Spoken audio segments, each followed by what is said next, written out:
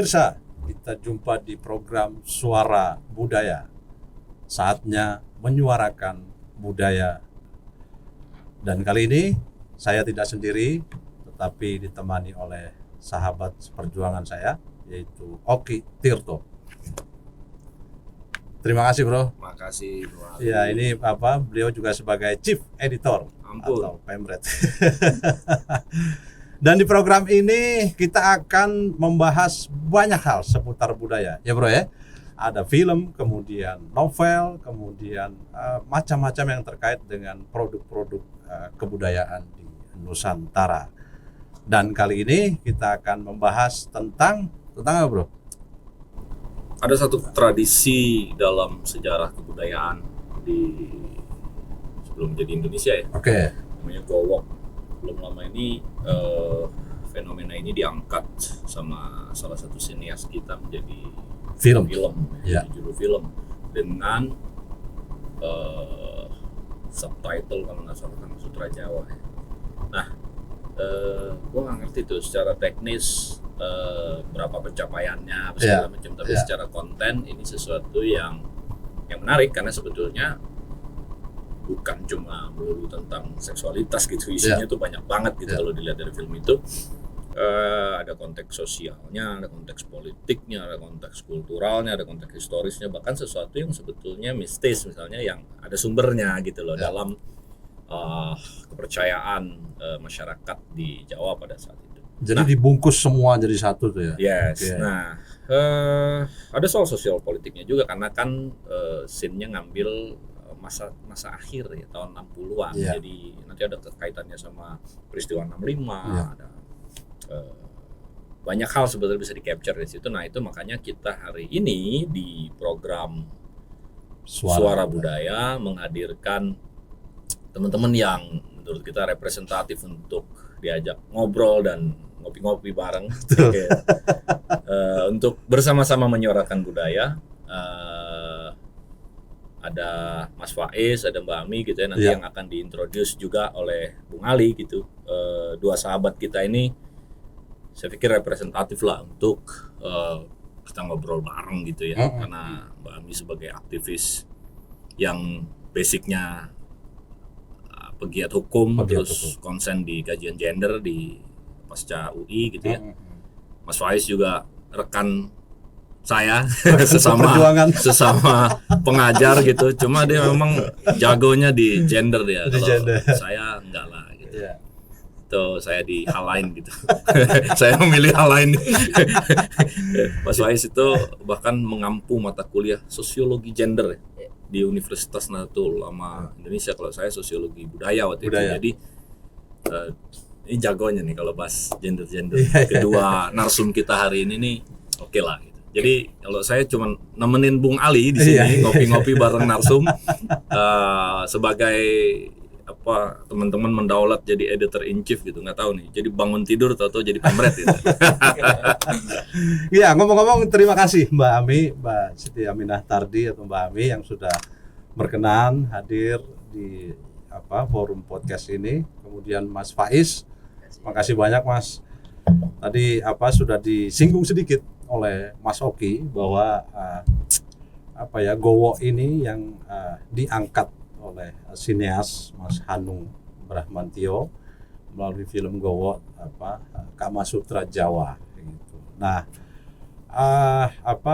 ini sebenarnya dianggap sebagai sebuah tradisi gitu di daerah Banyumasan di masa itu. Dan kalau tidak keliru juga ini diadaptasi juga ya Bro Ki ya, kemudian dari Tionghoa gitu. Ada seorang perempuan dari Tionghoa yang kedatangannya ke Nusantara ini bersamaan dengan kunjungan atau lawatan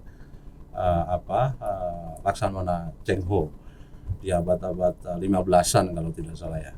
Nah, kemudian entah bagaimana gitu ya ceritanya, kemudian muncul tradisi ini ketika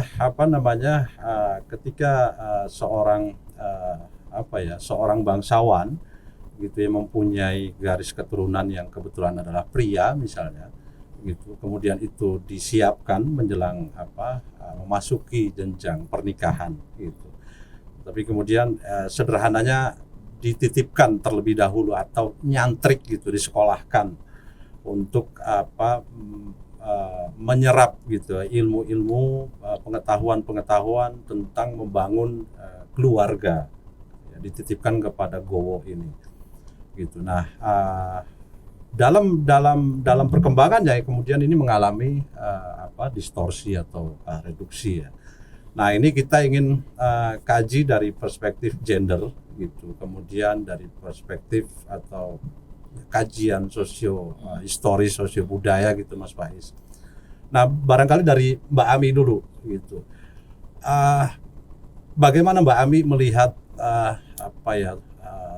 profesi yang dianggap tradisi ini gitu, yang dinilai sebagai sebuah tradisi, barangkali juga dalam perjalanan mengalami benturan atau dilema moral bagi manusia modern ya begitu. Dan kemudian tapi dari sisi lain, dari tradisi gitu ya, ini adalah satu budaya yang diwariskan turun menurun gitu, dari umumnya dari keluarga bangsawan Merauke ya gitu. Jadi mempunyai garis keturunan pria, kemudian dititipkan gitu ya dan yang menjadi Gowo ini juga bukan perempuan sembarangan. Dia harus mempunyai kecakapan ilmu dan seterusnya gitu untuk membangun rumah tangga. Nah, gimana Mbak Ami melihat praktek ini gitu ya, tradisi ini yang dianggap tradisi ya, budaya? Monggo. Iya, terima kasih Bung. Jadi saya membaca novel Gowok itu udah lama. Ada novel Gowok dan kebetulan keluarga saya adalah keluarga mertua saya itu orang Purbalingga. Jadi mengenali istilah Gowok ini. Dan juga sebenarnya ditulis juga di buku adat Banyumasan, disebutnya adat Gowokan gitu ya. Jadi kalau misalnya dilihat mungkin kita juga harus mempertanyakan Gowokan itu apakah memang lokalitasnya ada di Keresidenan Banyumas. Kan kalau di film dan di novel yang saya baca itu dia di Temanggung ya. Itu kan juga ex Keresidenan Banyumas. Nah, mungkin juga perlu penelitian kenapa dari Cengho kemudian ini terlokalisir dan diturunkan hanya di Keresidenan Banyumas. Kenapa nggak di Semarang gitu? Atau dengan istilah Gowokan itu, atau mungkin di tempat lain bukan istilah Gowokan, kita kan harus lakukan hal itu. Nah, sejauh yang saya baca, Mas Oki dan Bung Ali, jadi kalau tadi dia adalah laki-laki bangsawan, tapi juga ada bahwa dia sebenarnya sudah disunat. Itu kan menunjukkan usia kedewasaan dan siap memasuki perkawinan, dan dia sudah lamaran dia untuk perkawinan itu sudah diterima. Dan perempuan yang menjadi gowok dari laki-laki ini harus disetujui antara keluarga yang laki-laki ini dengan calon keluarga yang perempuan. Kedua belah pihak ya? Ya, jadi sama-sama kalau dari buku yang saya baca dengan durasi waktu 1-2 minggu. Nah, yang saya lihat kan kalau di sini dimunculkan gowok itu misalnya dalam beberapa ulasan ya, guru bercinta gitu ya, guru ranjang dewasa gitu. Tapi kalau dari yang saya baca itu gowok itu ke rumah tanggaan. Jadi bagaimana laki-laki memasuki dunia kerumah tanggaan. Jadi kan unsurnya tidak hanya seks ya, tapi bagaimana mungkin mengelola rumah tangga. Lebih ke persiapan psikologis ya? Ya psikologis juga, dan mungkin karena proses zaman dulu kan mungkin perkenalan dengan perempuan itu tidak ada ya, bagaimana dia yang dipercaya oleh masyarakat memimpin rumah tangga harus berlaku seperti apa. Nah, saya pikir itu yang agak seakan-akan gowok itu menjadi hanya urusan ranjang, tapi urusan ke rumah tanggaan itu urusan bagaimana laki-laki mengambil keputusan, bagaimana mengelola rumah tangga itu tidak terinformasikan. Saya belum nonton yang Gowokan itu, film dari film itu, tapi kalau dari yang di novel itu memang ada misalnya bagaimana laki-laki mengenali emosi perempuan, bagaimana laki-laki mengenali tubuh perempuan gitu ya. Dan di situ memang ada etika tidak boleh jatuh cinta sama seperti itu ya. Profesional. Nah, kemudian kalau misalnya dilihat dari konteks perempuan gitu ya, menjadi tidak fair kalau misalnya cara berpikir zaman ini kita gunakan untuk zaman yang sudah lampau dan itu sudah tidak ada.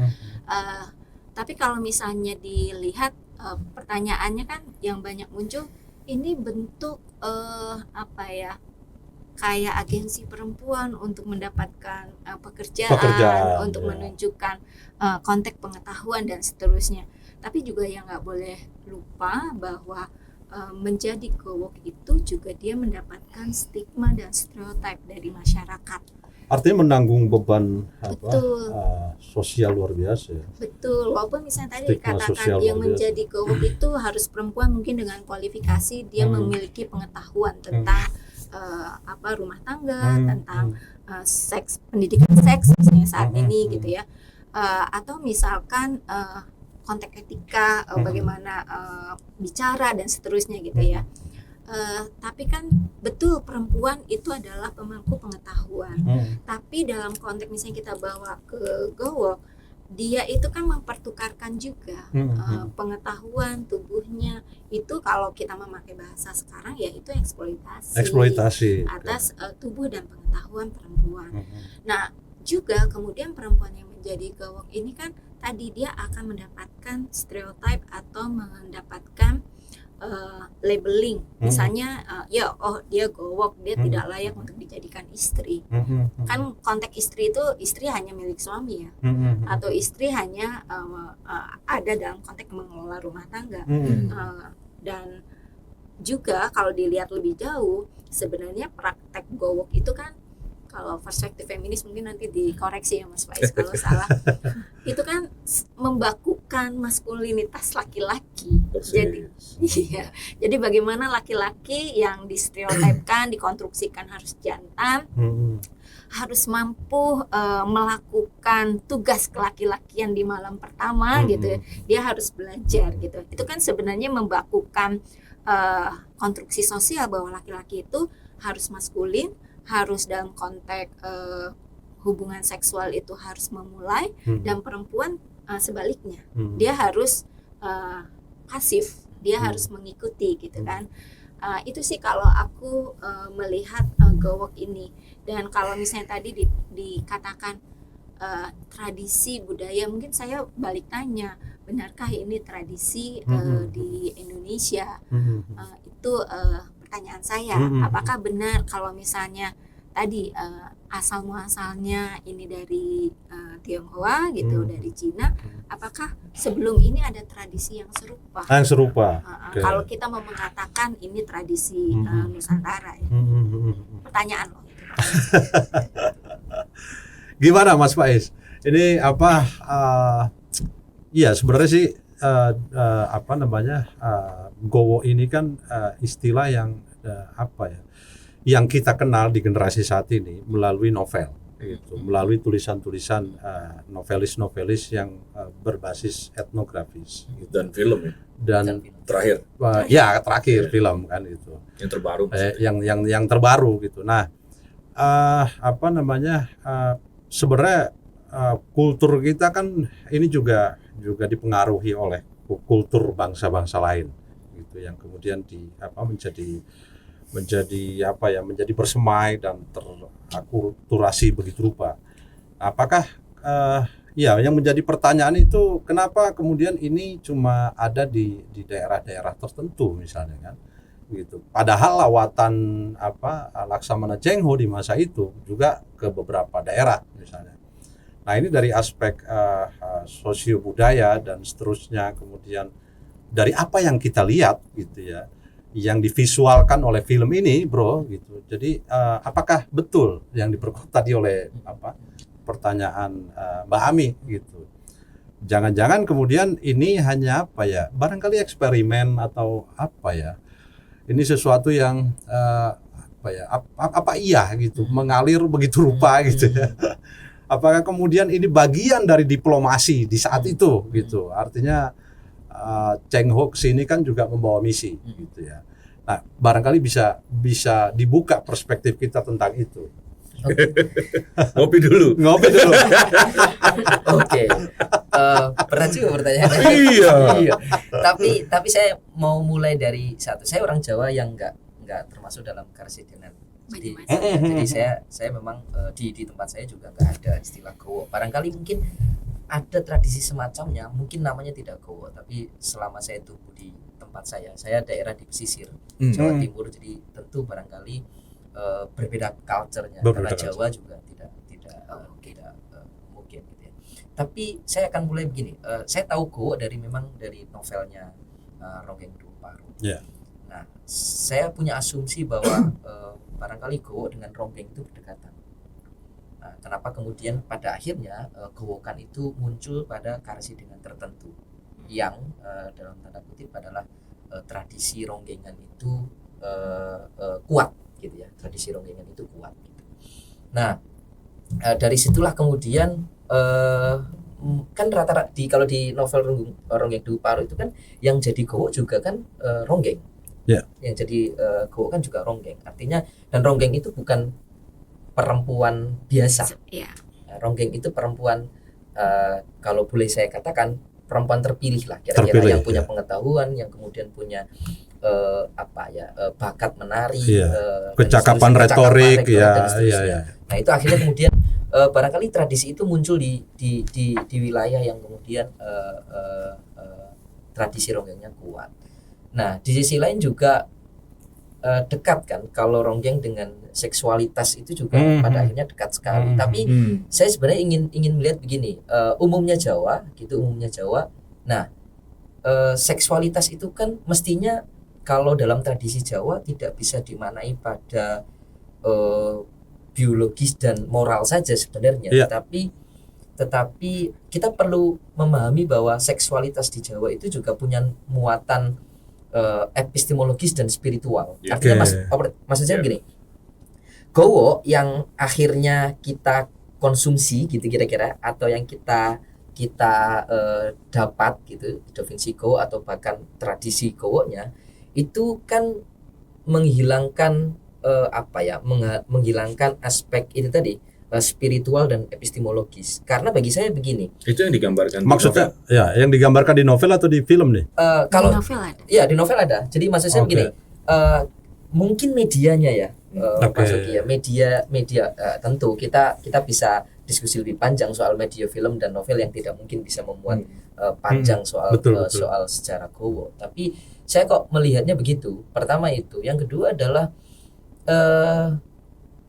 pada akhirnya orang-orang yang mungkin mengenali atau tahu bahwa gowo itu hanya pekerjaan yang dalam tanda kutip adalah urusan seksual, ada yang hilang dari konteks gitu ya. Ada yang hilang dari konteks. Padahal kalau kita bicara soal konteks seksualitas Jawa itu, misalnya begini aja, laki-laki itu yang dianggap paling oke di Jawa itu adalah lelanang jagat. Dan itu nggak hanya soal seksualitas, tetapi bahkan itu ada tanda-tandanya. Orang kalau sudah jadi lelanang jagat itu kalau nganggur pakai sarung, mainin burung gitu kan. Itu kan tanda-tanda gitu ya. Nah, konteks itu yang seringkali kemudian dilepaskan atau bahkan terdistorsi gitu ya, pada hal-hal yang sifatnya adalah biologis, lalu kemudian moral, bahwa ini baik dan tidak. Pertama saya pengen ngomong itu dulu, bahwa sebagai gowo sebagai sebuah tradisi terlepas, sebenarnya apakah ini tradisi kita gitu ya, apakah ini kemudian tradisi kita. Nah, pertama soal itu. Yang kedua adalah pada akhirnya lepasnya konteks itu membuat kita akhirnya mensimplifikasi gowo yang hanya bicara soal seksualitas. Tereduksi. Padahal bagi saya boleh bilang bahwa gowo itu semacam ritual peralihan dari transisi. Kalau Mas Oki mungkin masih ingat nanti teorinya Victor Turner yang liminalitas, dari yang praliminal, liminal, kemudian setelahnya. Jadi kan ini kan gowo itu kan sebenarnya anak muda yang sudah tadi syaratnya sudah diterima lamarannya bla bla bla gitu ya. Lalu kemudian dititipkan ke gowok. Nah, pada saat gowokan itu kan masa peralihan sebenarnya. Anda akan masuk pada dunia yang berbeda setelah ini loh. Dengan cara dikasih tahu menjadi suami itu begini. Pada akhirnya setelah itu dia akan keluar menjadi laki-laki dewasa. Jadi kayak kelas persiapan ya, akselerasi. Akselerasi. Karena 2 minggu toh. Persiapan pranikah. 2 minggu. Persiapan pranikah. 2 minggu betul, 2 minggu sekitar 10 harian atau kurang lebih dari segitu ya. Nah, saya melihatnya bahwa gowokan itu, nah itu hilang tuh di publik. Bahwa gowokan itu hanya soal itu. Tapi barangkali begini, saya ingin lihat apakah kemudian ini juga ada pertanyaan saya sebenarnya Mas Ali dan Mas Oki soal itu dulu tuh kayaknya tradisi itu aman saja gitu ya. Mulai hilang kan sejak era kolonial apalagi ya. Terus kemudian bahkan kan di Rongeng Duku Parut juga diceritakan sempat hilang dalam Hasanah Sastra. Lalu kemudian Tohari juga menuliskan kembali di Rongeng Duku Parut. RDP ya. Dan itu kan masa-masa kolonial. Apakah juga kemudian kolonialisme itu juga membantu mencabut tradisi ini karena kan kolonial ketika kolonial kesini itu kan dia juga punya moral modern, betul, Victorian moral yang Victorian moral kita tahu bahwa moral modern itu tidak menerima ambiguitas dan moralitas Kristen pada saat itu kan Christianity kan dibawa serta Glory Gospel itu kan membawa serta Protestant ethics, membawa serta nilai-nilai kekristenan yang pasti menolak bentuk-bentuk yang begitu. Kan gitu ya. Karena standarnya beda. Karena pada akhirnya kolonialisme juga membawa moral modern itu sangat positivistik dan menolak ambiguitas. Sedangkan seksualitas Jawa itu sangat ambigu. Sangat ambigu. Betul. Jadi kalau kita mau lihat antropologisnya orang Jawa itu rata-rata ambigu gitu ya. Nah, saya mau pengen lihat dari situ dulu sebelum kemudian memang pada akhirnya gowokan itu juga melanggengkan melanggengkan hegemoni maskulinitas itu, bahwa laki-laki kenyataannya larangin jagat di Jawa itu juga sebenarnya adalah hegemoni maskulinitas yang harus diajarkan gitu, harus diajarkan. Tapi kita bisa berdiskusi misalnya kasus kekerasan seksual gitu ya. Dulu saya membayangkan begini Pak, gowo itu jangan-jangan jadi satu ritus peralihan yang karena dulu kita nggak tahu ya catatan kekerasan seksual zaman dulu dan sekarang itu bedanya di mana gitu. Jangan-jangan gowo itu adalah salah satu bagi budaya kita gitu. Kalau kita mau sepakat sementara nih bahwa itu adalah bagian daripada tradisi kita untuk mengurangi hal yang demikian. Gitu ya. Untuk mengurangi hal yang demikian. Ini bisa jadi mitigasi resiko. Mungkin saya akhirnya otak saya mencoba untuk pengen sedikit nakal, jangan-jangan gowo meskipun dengan berbagai kontroversial yang kita tahu bahwa kalau kita mau pakai perspektif feminisme juga apapun bentuknya itu ya gowo ya selalu ada dalam ruang dominasi karena korbannya selalu perempuan. Tapi kalau kita mau lihat ini sebagai tradisi dan kemudian saat ini dengan kekerasan seksual semakin naik gitu ya, ini kan semacam apa yang membuat kekerasan ini menjadi semakin tinggi? Apa karena tidak ada pendidikan seksual gitu ya? Karena tidak ada pendidikan seksual baik sebelum pranikah saya kira ya, dan itu akhirnya naik gitu ya. Nah sedangkan dulu orang-orang Jawa dulu punya tradisi itu dan memandang seksualitas itu enggak hanya soal biologi dan moral loh, tapi ada suatu hal yang transenden Mas Oki. Kalau saya melihatnya ada suatu yang transenden, ada kalau di Jawa itu lingga yoni. Jadi ada kayak semacam ada ruang kosmologi yang itu sekarang kayaknya hilang Mas Oki. Kalau saya sih nilainya begitu. Ya tadi seperti kita udah sepakati di awal, sebetulnya kan memang nggak adil ya kalau kita mengadili atau menghukumi sesuatu yang sudah terjadi di masa lampau dengan standar teori hari ini, karena peristiwa budaya yang terjadi hari itu kan punya konstruksinya sendiri. Sejak dari nalar berpikirnya ada konstruksinya. Nah, konstruksi epistemiknya itu ya harus kita sikapi dengan nalar berpikir hari itu gitu. Jangan-jangan apa yang hari ini kita kategorikan sebagai kekerasan di dalam rumah tangga, hari itu enggak. Kan gitu ya. Karena kesadarannya juga belum Kesadaran beda. ya. Makanya saya bilang Beda. konstruksi epistemiknya beda gitu. Nah, hal lain adalah saya tertarik untuk agak dalam sebetulnya mengajak Mas Faiz bicara tentang soal ambiguitas tadi di Jawa. Nah, tapi saya mau komentari dulu karena kalau yang Mbak Ami baca atau yang Bung Ali baca, yang Mas Faiz dapat itu kan dari novel, dari buku gitu. Saya kan sejujurnya sebagai orang ODGJ orang dengan kin Jawa gitu. Nah, saya itu justru baru tahu Gowok itu ketika Mas Hanung ngeluarkan merilis itu ya film itu gitu. Jadi justru dari sumber yang sangat pop ya gitu. Jadi saya lihat ini apa ya gitu. Terus Kamasutra Jawa ya kita lihat mau tahu apa sih sebenarnya diskursnya gitu. Apa konsep kultural yang ditawarkan gitu. Dan ternyata ketika saya nonton kaget saya. Artinya keren ya secara artistik oke lah apa sih. Tapi maksud saya secara konten ini oke, ada muatan historis, sosial politik, dan sebagaimana kita ketahui bahwa istilah Gowok itu sendiri kan bisa, saya nggak tahu itu merefer kepada satu nama atau julukan yang diberikan kepada orang tertentu yang melakukan kerja itu misalnya. Jadi ada dua kemungkinan tuh dari keterbatasan pengetahuan saya menduga-duga jangan-jangan istilah Gowok Niang itu memang nama orang. Ya. Kemudian yang menempuh profesi itu sehingga kemudian istilah bagi orang-orang yang melakukan profesi itu disebut Gowok gitu. Atau memang opsi keduanya adalah kita nggak tahu siapa namanya, terus orang yang melakukan profesi itu pada akhirnya dijuluki Gowok Niang misalnya gitu kan. Tapi kalau saya lebih cenderung ke yang pertama, pada mulanya adalah nama orang gitu.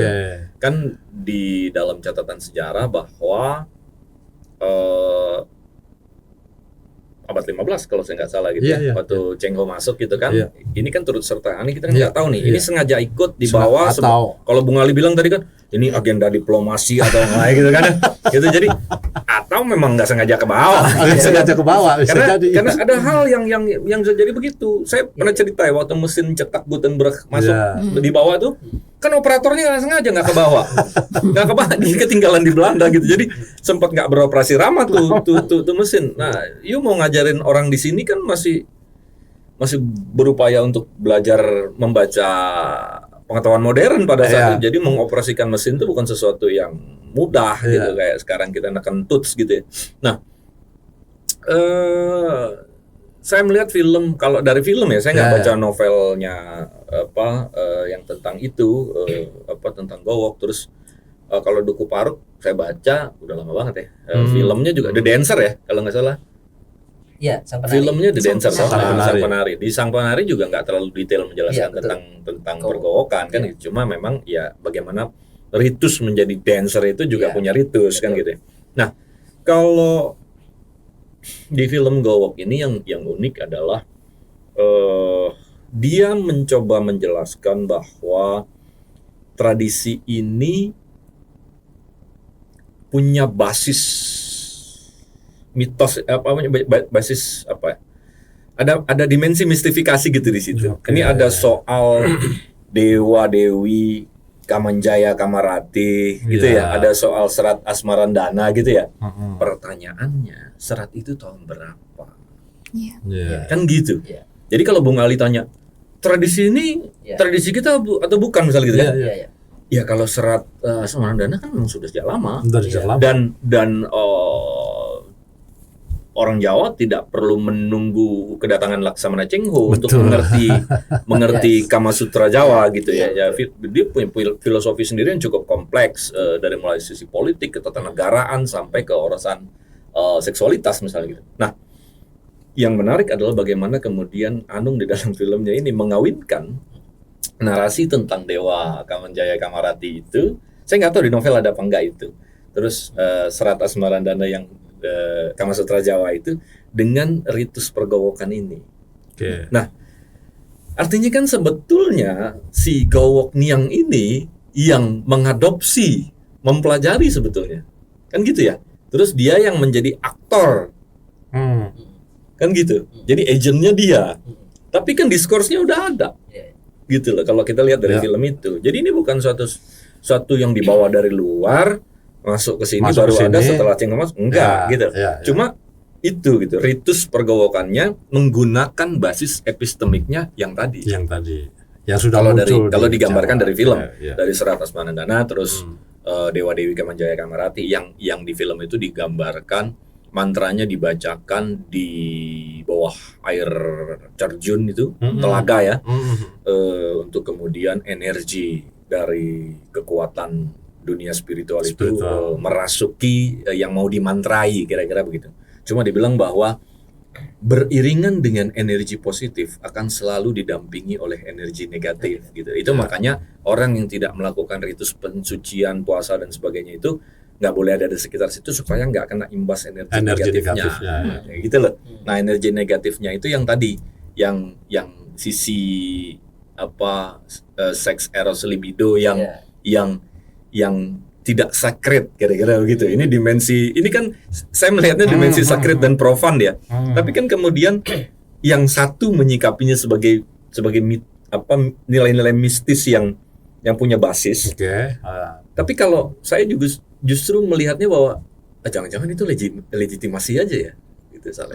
Untuk praktik pergowokan misalnya gitu loh, bahwa oh kita ada basis epistemiknya loh, misalnya gitu kan.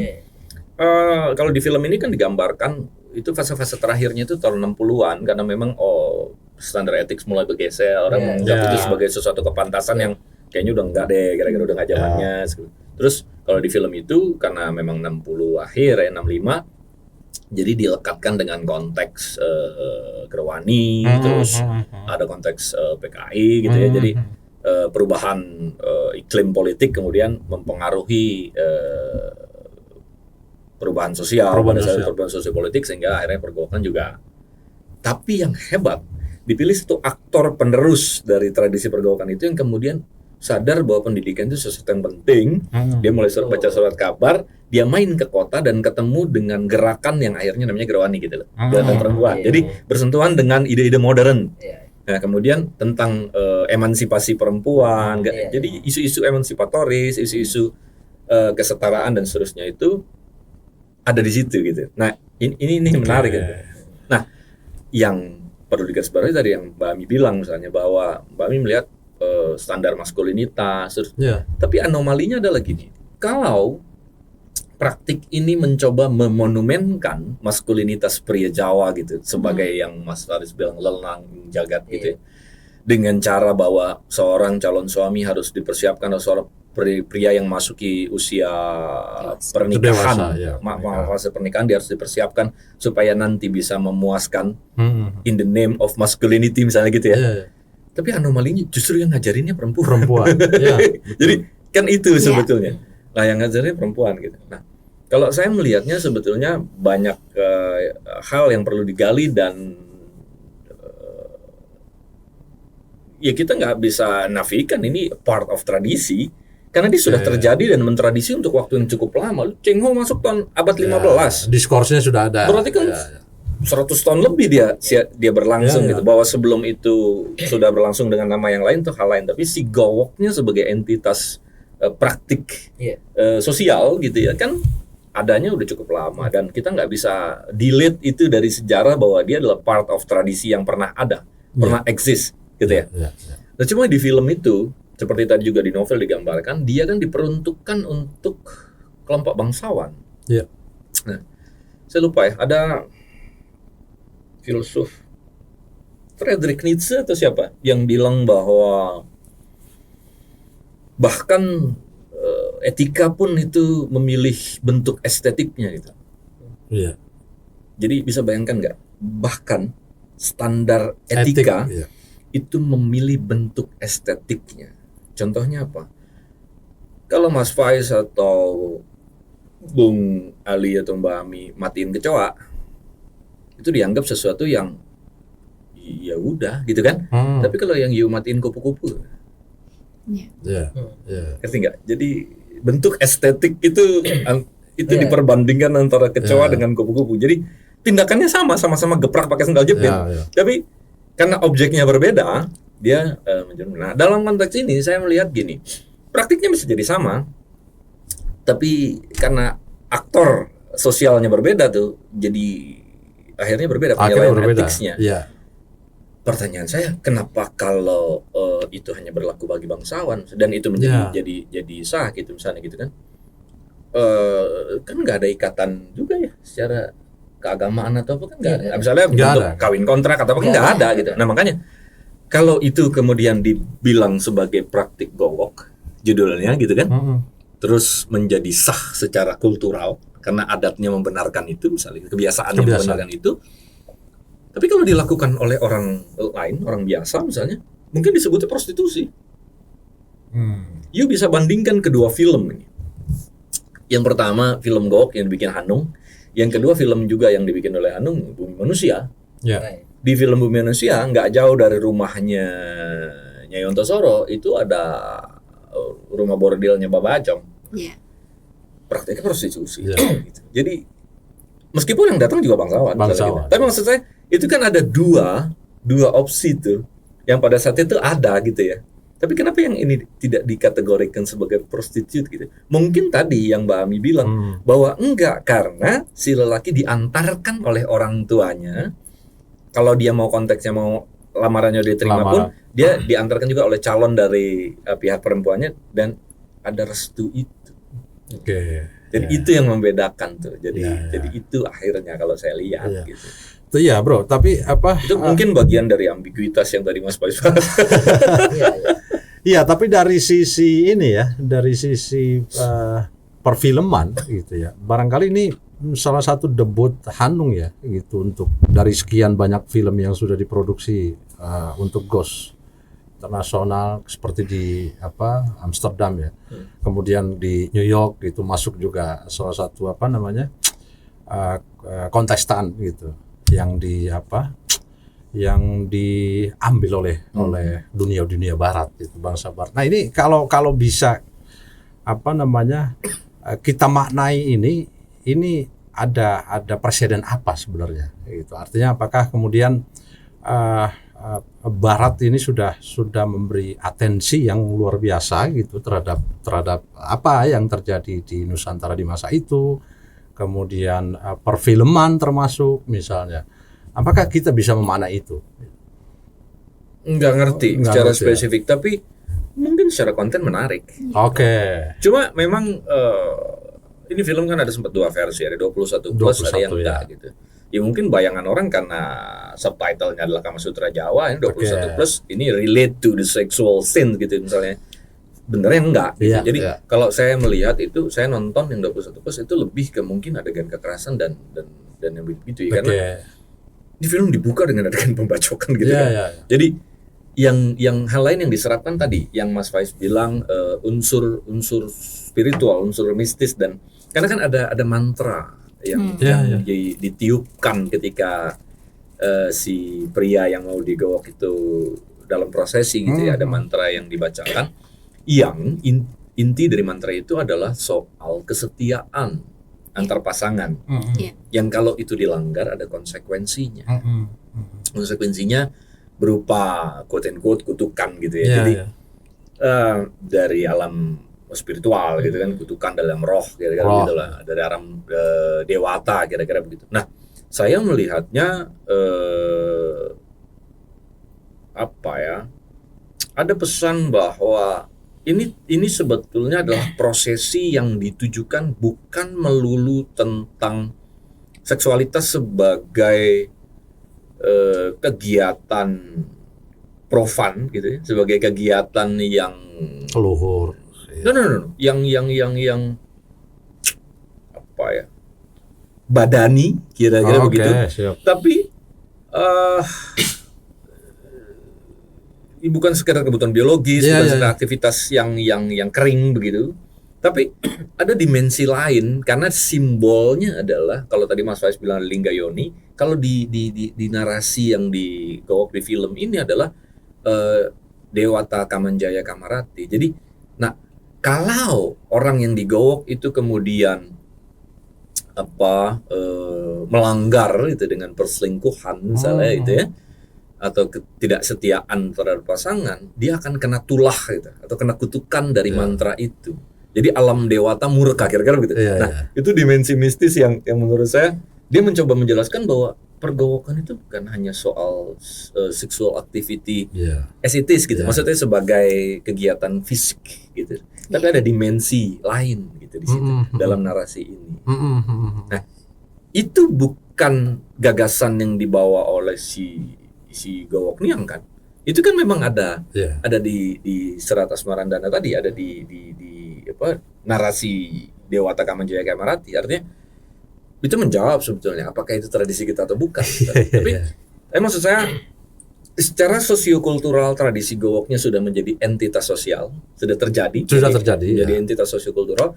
Tapi secara epistemik narasi tentang Kamanjaya Kamarati, Serat Asmarandana dan lain memang sudah eksis di sini gitu. Jadi itu sebetulnya. Mbak Ami, ini tadi menarik ya soal hegemonik maskulin di masa itu ya.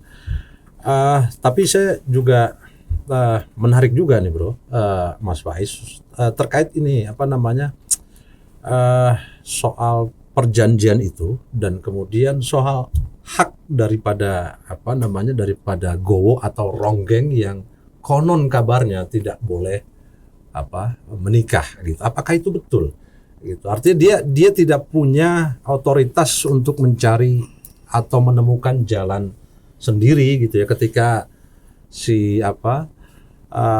dia sudah menjadi murid dari Gowo misalnya, atau dia Gowo sendiri gitu ya, atau menjadi Ronggeng gitu. Apakah berarti begitu kuat di masa itu ya, artinya dominasi atau hegemonik maskulin ya. Aku nggak tahu ya kebenaran itu karena kan membacanya dari apa yang terbatas gitu ya. Apakah memang benar Gowok itu tidak boleh nikah? Atau juga bisa dibalik, siapa yang mau menikahi Gowok dengan konstruksi sosial yang tadi ambigu itu. Yang ibaratnya kalau istri itu dia harus mencitrakan, apalagi istri bangsawan, mencitrakan istri yang pure, istri yang bisa tampil ke publik dan demikian. Nah pertanyaannya, seorang bangsawan mau nggak nikahin Gowok pada masa itu? Kan pasti tentangannya juga banyak gitu ya. Iya kan? Dari keluarga terutama dari keluarga. Jadi mungkin kemudian dijadikan dibangun narasi Gowok itu tidak boleh menikah. Mungkin tidak boleh menikah karena tadi citra dan stereotip yang dibangun kan memang dia tadi tidak baik kalau kita misalnya konteks seksualitas dengan masuknya nilai-nilai dari modernitas itu hal yang itu. Kemudian tadi yang Mas Oki sampaikan ya, konteks nilai-nilai spiritual dalam aktivitas seksual. Sebenarnya kalau misalnya refleksiku, ngapain sih kita ngomongin Gowok yang sudah hilang gitu ya, yang sudah tidak ada. Tapi mungkin saya mau ngajak kita kembali kepada nilai-nilai spiritualitas dalam aktivitas seksual. Seperti misalnya tadi Mas Faiz refleksi ya, jangan-jangan kekerasan seksual itu terjadi karena tidak ada pendidikan seks. Pendidikan seks tentu yang dengan nilai-nilai spiritualitas itu. Apapun ya, misalnya oke lah kita pakai nilai-nilai spiritualitas Jawa atau nilai-nilai yang spiritualitas Nusantara. Refleksinya Gowok sebagai tradisi ini sudah tidak ada dan nggak perlu juga misalnya dihidupkan. Tapi ada nilai yang sebenarnya bisa kita kembangkan, bahwa dalam pendidikan seks itu nilai-nilai spiritualitas yang berbasis kepada masing-masing budaya itu bisa dikembangkan agar tadi pendidikan seks itu juga diberikan di dalam pendidikan pranikah ya. Jadi kalau mau nikah kan sekarang ada tuh pendidikan pranikah dari KUA gitu ya. Itu tidak hanya konteks aktivitas badani gitu, tapi konteks spiritualitas. Saya pikir membincang Gowok saat ini bisa ke sana, bahwa aktivitas seksualitas, membangun rumah tangga itu ada nilai-nilai spiritualitas loh. Dan di situ bagaimana sebenarnya kita sama-sama mengurangi hegemoni maskulinitas. Itu sih kalau menurutku.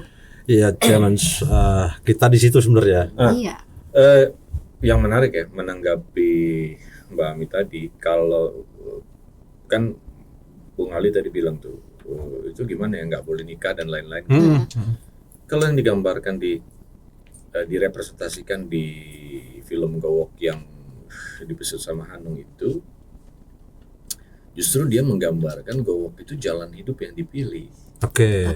Jadi kan kalau prostitusi itu lebih sering karena keadaan ya, karena kondisi ekonomi, sosial dan lain-lain. Kalau ini enggak, nih jalan hidup yang memang dia pilih. Gitu loh. Jadi, dengan kesadaran berarti ya. Iyalah, namanya dia pilih kan. Ya. Dan itu dia nggak bisa langsung main pilih, Pak. Dia belajar dulu. Ya. Dia jadi cantrik istilahnya di situ ya, jadi murid mempelajari nilai-nilai dari mulai basis historis dan diperkenalkan tuh kepada murid-muridnya tuh bahwa ini dulu dibawa oleh Gowok Niang misalnya gitu kan. Dan itu ada simbolnya di meja sembayang misalnya gitu sebagai mahaguru misalnya gitu kan. Nah, terus ini jalan yang dipilih harus dengan kesadaran, sehingga orang yang memilih jalan ini harus tahu pantang larangnya misalnya gitu kan. Itu diajarin gitu. Jadi kalau direpresentasi di film itu begitu, sampai bagaimana etika menjadi seorang gowok dan seterusnya. Hal lain misalnya dilarang jatuh cinta tadi itu kan ada tuh kan di novel juga saya pikir ada di novel dilarang jatuh cinta sebagai seorang gowok karena itu jadi nggak profesional soal gitu kan. Nah terus pertanyaannya Mbak Ami tadi kan siapa juga yang menikahin gowok gitu. Justru itu yang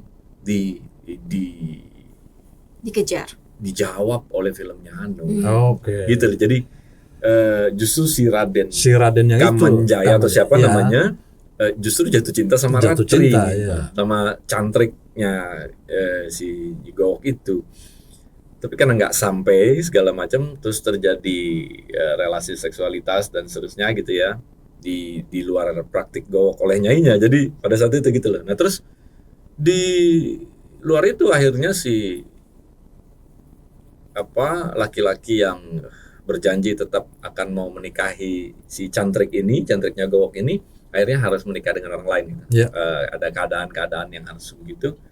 Dendam.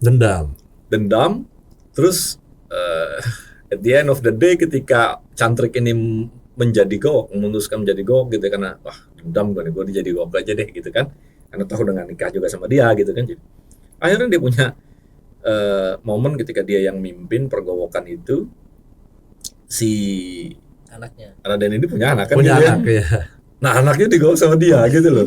Jadi anaknya juga jatuh cinta gitu. Jadi sebetulnya saya nggak ngerti, tapi ada yang coba didekonstruksi oleh Hanung sebetulnya. Ada yang coba diinterupsi oleh dia gitu. Ini loh gitu. Nah, gitu. Jadi itu sebetulnya. Tapi menurut saya dalam bentang pengetahuan tradisi budaya yang ada di Nusantara gitu ya, Gowok ini salah satu yang minim literatur ya. Itu minim literatur. Mungkin kalau kita sebut yang lain ya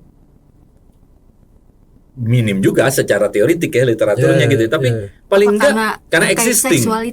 Enggak, kalau saya melihatnya karena masih existing. Yang lain kan masih ada penerusnya. Praktiknya masih terjadi. Sehingga transmisi pengetahuan dari guru ke murid itu masih berjalan secara oral, secara ini gitu. Lengger misalnya sekarang masih misalnya gitu. Terus ronggeng misalnya gitu. Jadi itu masih berjalan. Tapi untuk praktik yang sudah selesai, udah kita kehilangan sumber pengetahuan karena ya hanya yang tersisa kan dari yang tertulis atau yang sudah lewat gitu. Yang sekarang udah sisanya interpretasi. Menurut saya sangat terbatas gitu loh. Tapi ya perlu diketahui juga bahwa pernah ada gitu loh. Dan saya pikir itu menjadi pintu masuk ya dari novel, film dan lain-lain gitu. Supaya kita tahu bahwa ini ternyata ada loh dalam khazanah praktik kultural ya, praktik sosiokultural di Nusantara ini ada gitu, kira-kira begitu. Iya Mas Faiz, kalau dari apa yang kalau tidak keliru ya, tadi nyambung dengan Bung Oki gitu, dari apa yang disampaikan oleh Hanung di beberapa kesempatan gitu ya, bahwa dia sebenarnya punya punya persepsi lain juga nih bro, gitu, yang dari kalau aku nilai bahwa ketika tradisi India atau Hindu gitu punya Kama Sutranya, Jawa pun sebenarnya punya gitu. Melalui barangkali serat Centini gitu. Kemudian yang kalau kata Bro Oki itu sebenarnya ini sudah eksis secara diskurs sebelum Cheng Ho masuk gitu.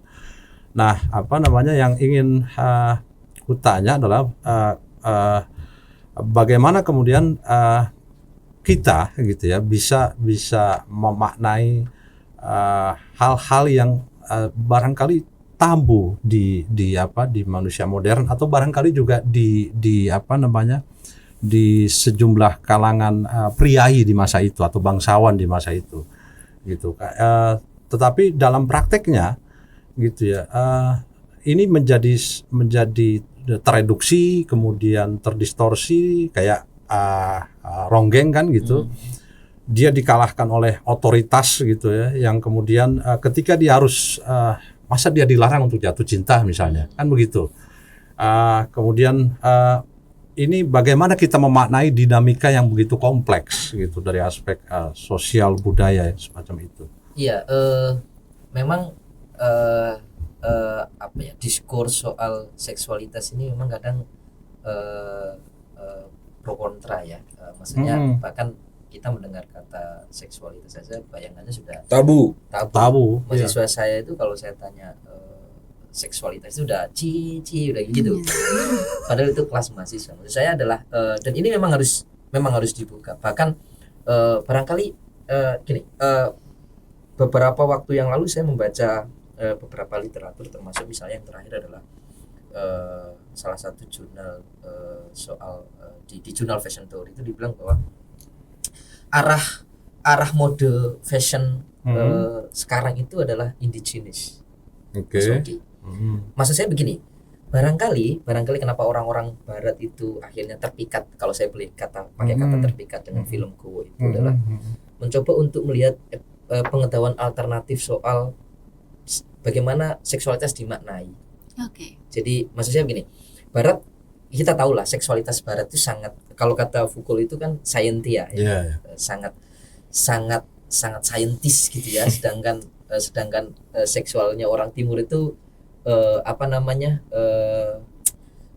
erotis, sangat erotis, dan erotis tuh menyimpan ambiguitas loh, menyimpan spiritualitas gitu. Nah, mungkin orang-orang Barat melihat bahwa ini nih ada sisi magis, ada sisi dari seksualitas yang selama ini dipandang oleh orang-orang Barat itu sebagai suatu hal yang hanya hubungan seksual saja. Nah, ini enggak gitu. Barangkali melibatkan sesuatu yang transenden gitu ya. Dan bagi mereka yang begitu itu kan menarik sebenarnya ya kan. Saya juga kaget pas waktu saya baca soal fashion theory itu ada busana indigenis. Saya juga nggak tahu busana indigenis itu maksudnya apa. Tapi itu lagi tren ya. Lagi tren diteliti oleh beberapa pakar fashion feminis ya, para termasuk salah satunya adalah busana yang berkelanjutan, busana yang berkelanjutan dan seterusnya.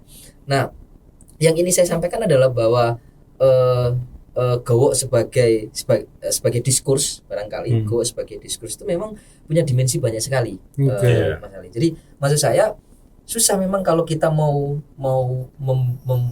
membuka pengetahuan soal seksualitas umumnya di masyarakat, ya kita harus berani untuk sepakat dulu nih definisi seksualitas itu apa gitu kira-kira.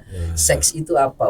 Perbedaan antara gender dan seks aja kadang orang masih banyak yang nggak tahu. Lo kamus bahasa Indonesia kita itu masih menuliskan kata gender itu dengan jenis kelamin. Padahal bukan fungsi sosial gitu loh, Mas Oki. Jadi itu yang dari situ dulu kita harus sepakat gitu sebelum kita kemudian mau melanjutkan percakapan kita tentang seksualitas, karena Nusantara itu saya yakin sekali banyak sekali seksualitas itu yang berkaitan dengan spiritualitas itu banyak sekali. termasuk bahkan dalam konteks apa namanya gender saja itu kan beragam. Ya, Mbak. Jadi kita harus mau menerima itu. Nah, saya punya dugaan begini, kenapa orang-orang nggak mau menerima itu adalah satu tadi itu soal bahwa moral kita itu juga terpengaruh pada moral baik buruk moral modern dan apalagi ditambah dengan moral keagamaan yang seringkali tafsirnya tidak inklusif. Nah, kita harus untuk sampai ke apa yang tadi disampaikan Mas Ali, barangkali kita harus sepakat dulu di situ gitu. Nah, kalau emang untuk sampai ke yang dimaksud Mas Ali itu emang agak berat. Iya. betul. Kita harus sepakat gitu kan. Mas Ali itu senangnya yang rumit-rumit. yang berat-berat gitu. Karena ya sampai saat ini pun juga saya beberapa kali dengan teman-teman di KPAI Mami dan di Kemenag itu nyusun soal bagaimana sih pencegahan kekerasan seksual di sekolah itu susah sekali. Iya. Menggunakan kata kekerasan seksual itu nggak mau, cukup kekerasan. Gitu. Artinya ada hal yang sebentar. Itu reasonnya apa? Mereka di sana. terlalu vulgar. Tabu. Iya. Masuk pendidikan seks itu pun tabu. Betul. Jadi masuknya misalnya ke pelajaran biologi Betul. atau pelajaran olahraga. Jadi Bung, yang mau disampaikan sama teman-teman itu sebetulnya jangankan untuk mengenal reasoning atau diskurs tentang gowok gitu ya. Iya. Bahkan Iya, untuk iya. bahas sex education Betul. yang saintifik saja Iya. itu masih tabu. Tabu. Dan ketabuan itu terjadi di lembaga pendidikan. Iya. Ya. Itu anomalinya sebetulnya Iya. gitu. Betul. Ya. Itu kan barrier yang luar biasa sebetulnya. Betul. Kita mau melakukan transmisi pengetahuan di lembaga di mana pengetahuan itu diproduksi dan direproduksi masih nggak bisa karena dianggap kayaknya enggak Iya. di luar kebiasaan kita kayaknya nggak pas gitu kayak itu Dianggap tidak bermoral, Oke. Tidak. Jadi ironi kan tidak akhirnya. patut nah tidak gitu. patut, Tidak patut. tidak pantas. Iya. Tapi di lain sisi kan, iya tadi disampaikan bahwa grafik atau tren kekerasan seksual Betul. Betul. Baik. Naik. itu mengalami tren peningkatan gitu ya. Ini jangan-jangan problem literasi atau problem ya itu tadi kan Betul. gitu. Artinya problem kita mendamaikan sebenarnya. Gitu, mendamaikan penafsiran gitu ya, persepsi gitu ya. Kemudian memang berat seperti Kalau itu. menurutku Gimana? kalau menurutku bukan soal mendamaikan karena pikiran itu kan nggak bisa direkonsiliasi. Ya. Oke. Ini soal bagaimana menjembatani gagasan yang dianggap tabu untuk berterima kan gitu ya. Kadang-kadang kan ada kecenderungan untuk prejudice ya. Ya, Gitu loh. Jadi iya. ini apa nih? Ini apa lagi nih? Gitu Iya, ya. iya. ya. Tapi mungkin kalau disampaikan itu dalam bahasa yang sex education, misalnya in the name of kesehatan, mungkin akan lebih diterima tuh misalnya tuh. Tetap Mas. Masa? Ya, Tetap. kesehatan Wah, reproduksi berarti- itu masih susah ya Mami. Itu juga misalnya saya baca buku Bu Sinta Nuria ya, Pesantren dan Kebudayaan. Jadi salah satu kenapa misalnya sex education istilah itu tidak diterima di kalangan pesantren. Karena ada seksnya. Itu bahasa Inggris. Kemudian karena kita bekas kolonialisasi, itu masih ada anti terhadap nilai-nilai Barat, yang kemudian diasumsikan bahwa apapun yang datang dari Barat, termasuk istilah sex education, itu perlu dicurigai. perlu dicurigai akan membawa nilai-nilai seperti itu. Gawat ya. Dan yang ditawarkan Bu Sinta itu adalah menggunakan istilah-istilah yang dikenali di pesantren, kemudian menggunakan istilah Arab yang misalnya bab apa gitu.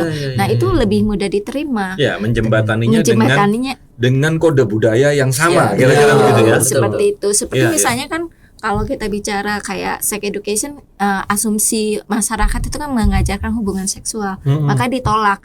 Padahal kan sebenarnya sex education itu di dalamnya meliputi kesehatan reproduksi, Nah. meliputi bagaimana membangun konsen. Nah, Itu yang Kalau melihat fenomena ini secara keseluruhan ya, dari tadi kita membahas novel, film sampai ke fenomena yang terjadi di pesantren lain. Sebetulnya fenomena yang terjadi tentang penerimaan, tentang diskursus itu mengalami kemajuan atau kemunduran? Nah itu Karena kalau sekarang aja membahas itu ditolak, dulu praktiknya diterima, Pak. diterima. Dalam nama gowok gitu kan. iya. Itu kemajuan ya. Nah, itu para sosiolog dan ahli-ahli gender kira-kira Gimana Mas Faiz? Ya, itu menarik sebenarnya karena ya pada akhirnya kan mungkin diskursnya berkembang ya Iya. karena ada Oke. banyak sekali jenisnya macamnya pada Oke. akhirnya gitu ya. Tapi barangkali penerimaan itu juga dibarengi dengan kehati-hatian kali ya, kehati-hatian bukan ketidakterimaan tapi kehati-hatian kali ya. tapi gue cocok jadi diplomat tuh. Ya sangat diplomatis. Aduh, Dia agak hati-hati dia. enggak karena Nggak, karena pertanyaanku kan mepet jurang Iya. ya. Sebetulnya ini kemajuan atau kemunduran gitu loh. Ini pertanyaan tepi jurang sebenarnya. kalau menurut saya sih kajian seksualitas kalau saya boleh bilang di Indonesia ya cukup progresif menurut saya, tetapi barangkali ya tantangannya adalah memang ada ruang-ruang yang memang perlu diupayakan. Iya, Oke. enggak karena ini kalau kita lihat konteks yang tadi, praktik pergowokan itu kan liberal banget gitu. Liberal, iya. Kan gitu ya. Iya, iya. At that time, ketika Iya, iya. teknologi masih ya begitu-begitu, pengetahuan juga masih Iya, begitu gitu kan.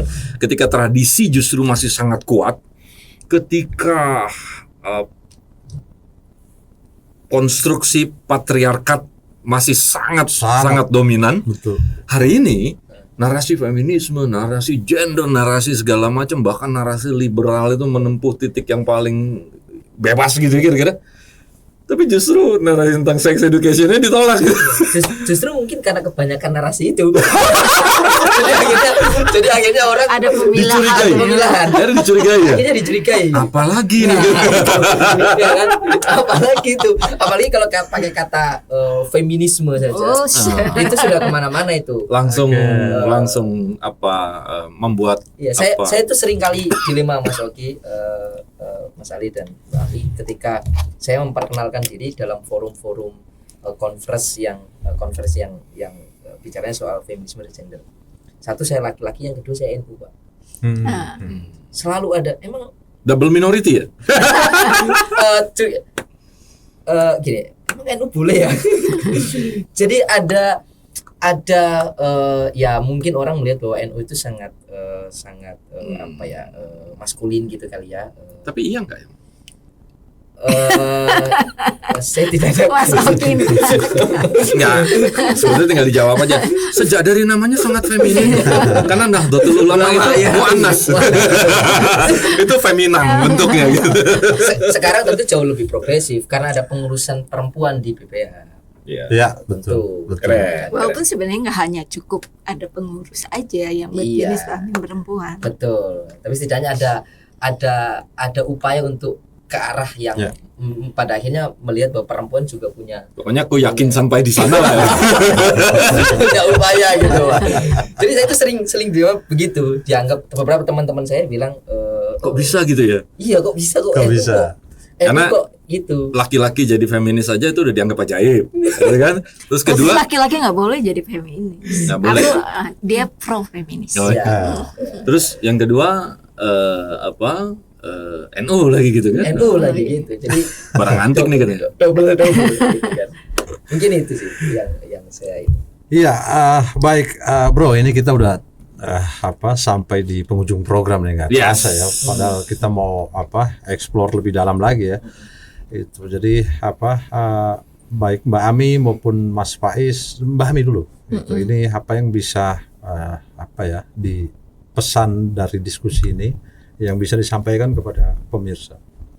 Iya, dari diskusi Gowok sebenarnya kita mempelajari tadi yang di-quote oleh Mas Oki dan Mas Faiz bahwa aktivitas seksual itu ada nilai-nilai spiritualitas dan mungkin hal ini juga yang bisa dikembangkan saat ini. Kemudian hal yang kedua bahwa di dalam memasuki rumah tangga baik perempuan maupun laki-laki itu harus mempersiapkan diri secara lebih baik agar misalnya mungkin kalau pada konteks saat ini rumah tangga yang dibangun adalah rumah tangga yang setara. Maka sebenarnya kalau konteks gowok sebagai pendidikan seks itu harus diberikan tidak hanya kepada laki-laki tapi juga kepada perempuan, dan juga bagaimana kedua belah pihak itu menyepakati rumah tangga seperti apa yang akan dibangun. Jadi mungkin kalau dikontekskan pada zaman ini adalah seperti itu. Dan kalau dalam konteks budaya sebenarnya kita memiliki kekayaan, saya meyakini itu. Mungkin literasi dan penulisannya saja yang belum ada.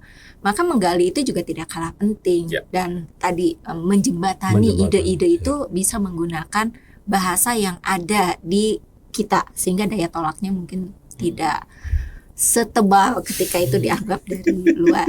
Itu sih Mas Ali. Ya, monggo Mas Faiz.